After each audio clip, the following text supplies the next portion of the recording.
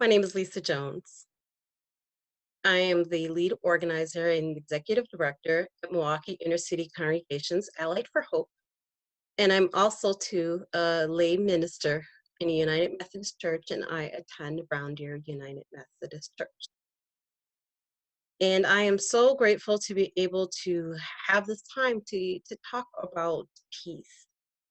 And when I was thinking about peace, I was wanting to, kind of dig deeper into what is peace and can you have peace without justice?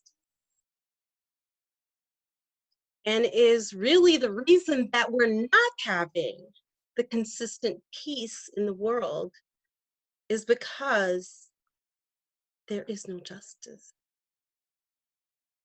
And so maybe the things that we have thought of as peace, as this safety, as this calmness and stillness that we feel individually.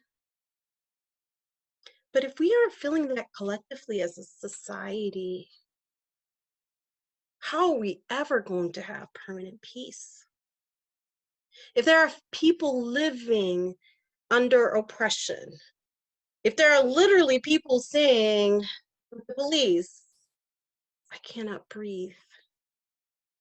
If there are people who are dying due to COVID-19 and because of some of the policies and procedures that we have put into place in our country, will there really be peace? And so, my brothers, sisters, and siblings, I'm asking us to really look at what that definition of peace means and what really is that peace that we so seek. There is a great definition of peace that I found on the internet, and it speaks to this kind of peace that I'm talking about.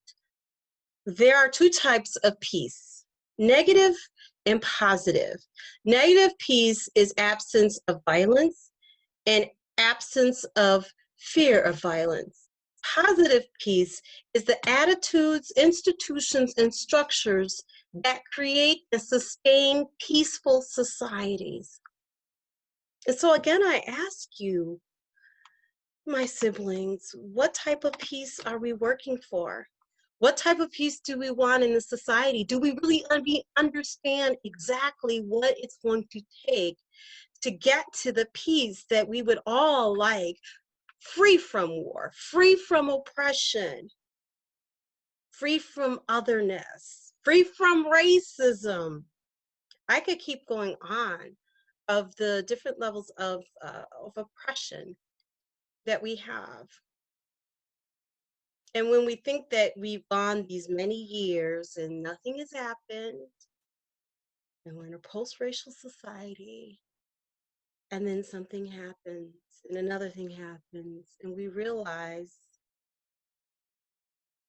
we've been living in a place, in a negative peace, but yet there was chaos, hurt, and pain that is being caused every single day.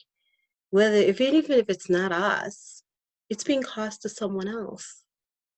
And as long as that hurt, pain, and violence, physical violence, or if it's emotional violence is being caused to someone else, we are not going to have peace.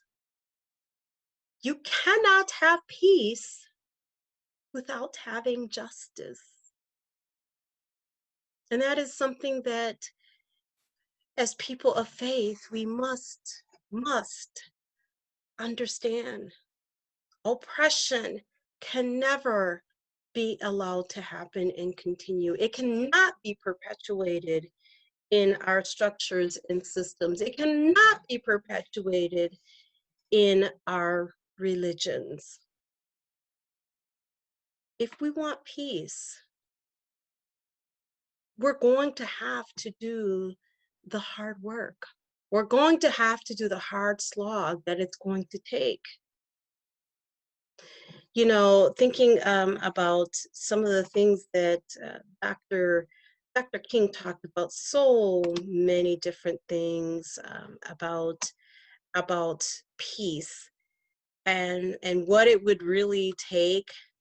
And you know, I love this quote that Dr. King had. Everybody can be great because anybody can serve. You don't have to have a college degree to serve. You don't have to make your subject and verb agree to serve. You only need a heart full of grace, a soul generated by love.